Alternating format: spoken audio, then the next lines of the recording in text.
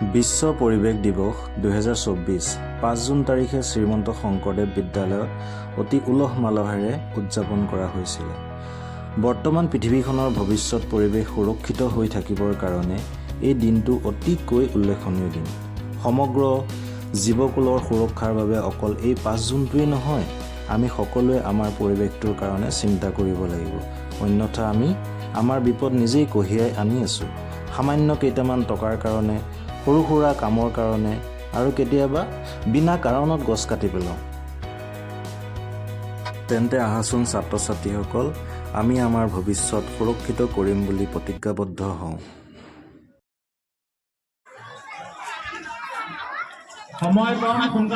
এয়া বিদ্যালয়ত বিশ্ব পৰিৱেশ দিৱসৰ লগত সংগতি ৰাখি কুইজ প্ৰতিযোগিতা আৰু বক্তৃতা প্ৰতিযোগিতা আয়োজন কৰা হৈছিলে। এয়া চাওকচোন।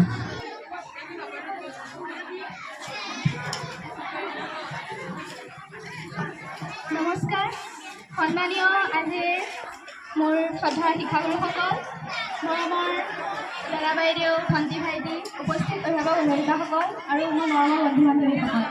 আজি বিশ্ব পৰিৱেশ দিৱসৰ উপলক্ষে মই দুআষাৰ ক'বলৈ আহিছোঁ। পোনপ্ৰথমে সকলোকে বিশ্ব পৰিৱেশ দিৱসৰ বহুত শুভেচ্ছা জ্ঞাপন কৰিলোঁ। প্ৰতি বছৰে আমি 5 জুন তাৰিখে বিশ্ব পৰিৱেশ দিৱস পালন কৰোঁ।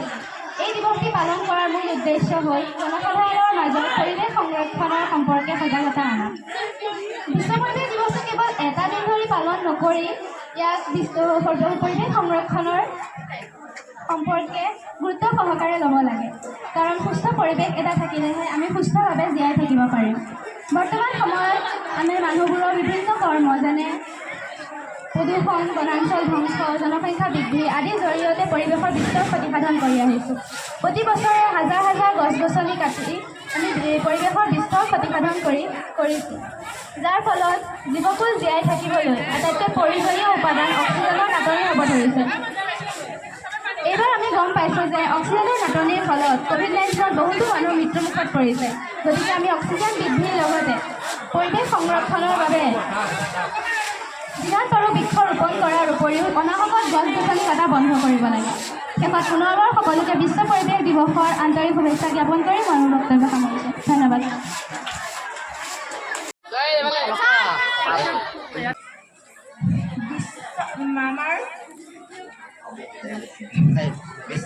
সেইকাৰণে আমি সদায় গছ পুলি ৰোপণ কৰিব লাগিব। আহক আমি সকলোৱে আজি এই বিশেষ দিনটোত এটা হ'লেও গছ পুলি ৰোপণ কৰি আমাৰ পৃথিৱীখন সুন্দৰ কৰি তুলিবলৈ আমি চেষ্টা কৰোঁ। শেষত সকলোকে পুনৰ বিশ্ব পৰিৱেশ দিৱসৰ শুভেচ্ছা জ্ঞাপন কৰি মোৰ চমু বক্তব্য সামৰণি মাৰিম। আজিৰ এই দিনটোত জনসাধাৰণক সচেতন আৰু সজাগ কৰি তোলাৰ এটা দিন। আমি গছ গছনি ৰুই ধ্বংস কৰিব নালাগে। যদি গছ গছনি নাথাকে তেতিয়া আমিও জীয়াই থকাটো অসম্ভৱ। গছ গছনিৰ দ্বাৰা আমি উশাহ নিশাহ লওঁ, সেয়েহে আমি গছ গছনি কাটিব নালাগে। আৰু গছ গছনি কাটিলেও তাৰ পৰিৱৰ্তে 3জোপা গছ ৰোৱাৰ পৰিকল্পনাৰে কাটিব লাগে। বিশ্ব পৰিৱেশ দিৱস পোনপ্ৰথমে আমেৰিকাত 1973 চনত পালন কৰা হৈছিল। তাৰ পিছৰে পৰা গোটেই বিশ্বত 5 জুন তাৰিখে বিশ্ব পৰিৱেশ দিৱস পালন কৰা হয়। আৰু ইয়াকে কৈ মই মোৰ বক্তব্য সামৰণি মাৰিলোঁ। ধন্যবাদ। নমস্কাৰ। আজিৰ সভাৰ সভাপতি মহোদয়, সন্মানীয় প্ৰধান শিক্ষক মহোদয়, শ্ৰদ্ধাৰ শিক্ষাগুৰুসকল আৰু মোৰ মৰমৰ দাদা বাইদেউ, ভণ্টি ভাইটি আৰু সহপাঠীসকল, আজি মই বিশ্ব পৰিৱেশ দিৱস উপলক্ষে দুআষাৰমান ক'ব বিচাৰিছোঁ। ভুল হ'লে ক্ষমা কৰিব। গোটেই বিশ্বতে 5 জুন তাৰিখে বিশ্ব দিৱস হিচাপে উদযাপন কৰা হয়। 1943 চনত আমেৰিকা যুক্তৰাষ্ট্ৰত 1974 চনত আমেৰিকা যুক্তৰাষ্ট্ৰত প্ৰথমে এই দিৱস পালন কৰা হৈছিল। তাৰ পিছৰে পৰা পৃথিৱীৰ বহুতো দেশতে এই দিৱস উদযাপন কৰা হয়। পৰিৱেশ দিৱস প্ৰতি বছৰে 5 জুন তাৰিখে পালন কৰা হয়। এই দিৱসৰ মূল উদ্দেশ্য হৈছে পৰিৱেশ সংৰক্ষণ আৰু পৰিৱেশ সম্পৰ্কে সজাগতা বৃদ্ধি কৰা। 1973 চনত আমেৰিকা যুক্তৰাষ্ট্ৰত এই দিৱস অনলি ওৱান আৰ্থ এই বিষয় ওপৰত পালন কৰা হৈছিল। এই বিশ্ব পৰিৱেশ দিৱস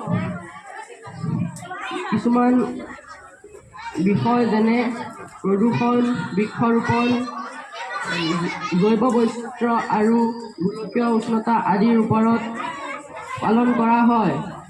পৃথিৱীৰ সৰ্বমুঠ 100তকৈও অধিক দেশত এই দিৱস পালন কৰা হয়। প্ৰতি বছৰে এই দিৱস এটা নিৰ্দিষ্ট বিষয়ত পালন কৰা হয়। 2024 চনৰ ইয়াৰ বিষয় হৈছে আৱাৰ লেণ্ড আৱাৰ আৰ্থ। এই দিনটোত আমি এজোপাকৈ হ'লেও গছ ৰুব লাগে।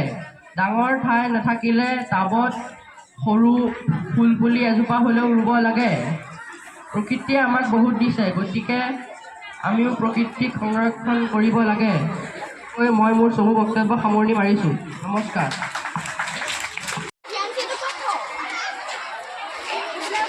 এয়া আমাৰ অষ্টম, সপ্তম, নৱম আৰু দশম শ্ৰেণীৰ ছাত্ৰ ছাত্ৰীসকলে এয়া ফুলৰ টাব আনিছে। এয়া নৱম শ্ৰেণীৰ ছাত্ৰ ছাত্ৰীসকল, এয়া নৱম শ্ৰেণীৰ ছাত্ৰী।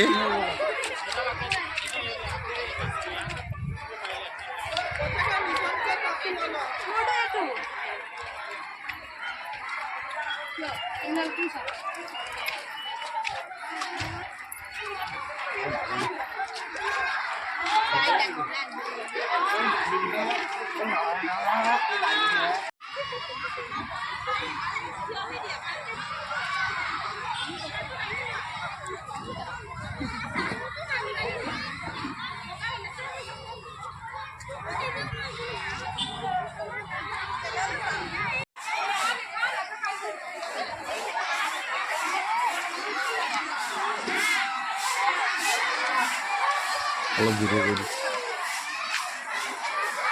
কাম কৰিছে ন?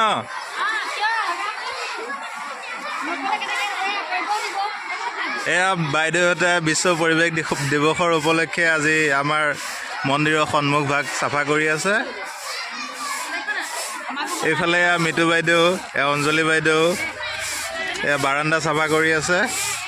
এইফালে আমাৰ কেৰাণী মহোদয় এইবিলাক ন'টিচ কৰি আছে কোনে কাম কৰিছে নে নাই।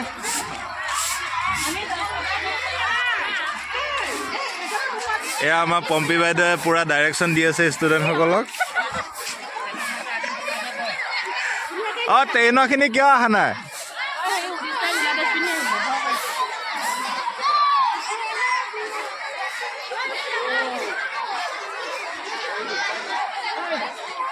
এয়া আমাৰ দিব্যজ্যোতি ছাৰে পূৰা ল'ৰা ছোৱালীবিলাকক তদাৰক কৰি আছে।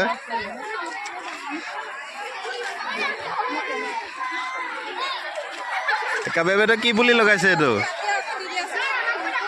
অঁ, ফুলৰ পুলি। অঁ, এই আমাৰ ল'ৰা ছোৱালীসমূহে পূৰা বন উঘালি আছে।